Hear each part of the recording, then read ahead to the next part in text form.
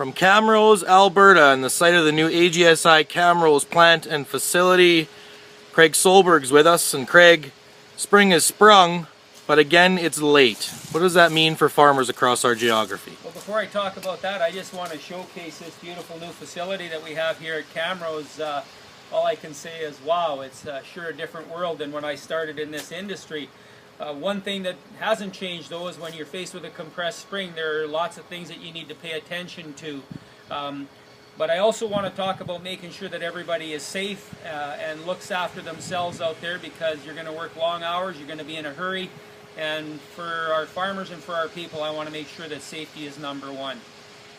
Well, we'll talk about then the things that they must consider in the short spring specifically.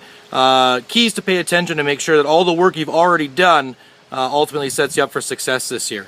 Right, I think it's about the 13th of May today, and we're just getting really rolling, and so some would say that we're a week or more behind. And so what are some of the things we can do to buy us some time at the end? And it's really important that we do look at buying time at the end, because frost is only about 110 days away.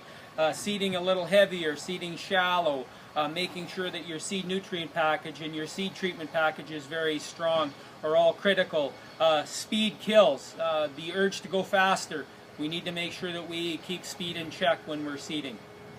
And then when you finally get to see emergence in just, like you said, a few days, it'll seem like in many cases, what are specific things that growers must pay attention to as that seed is popping out of the ground?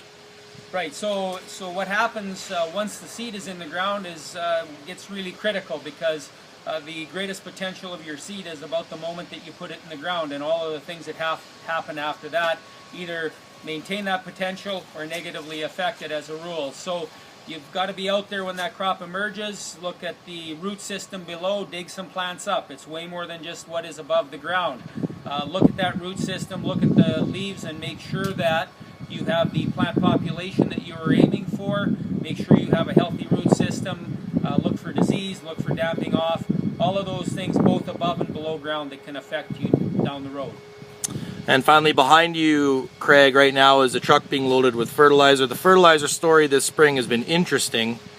Talk about how AGSI can still provide farmers with greater value on the fertilizer side.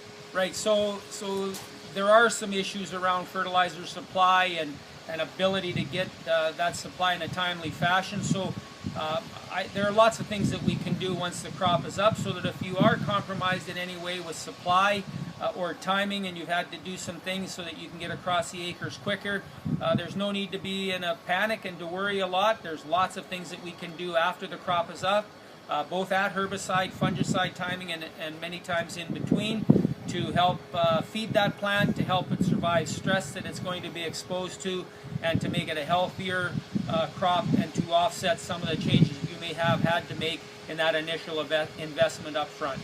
Taking you through the critical 60, the growing season, spring 14 and beyond. Thanks for logging on to AGSIAG.com.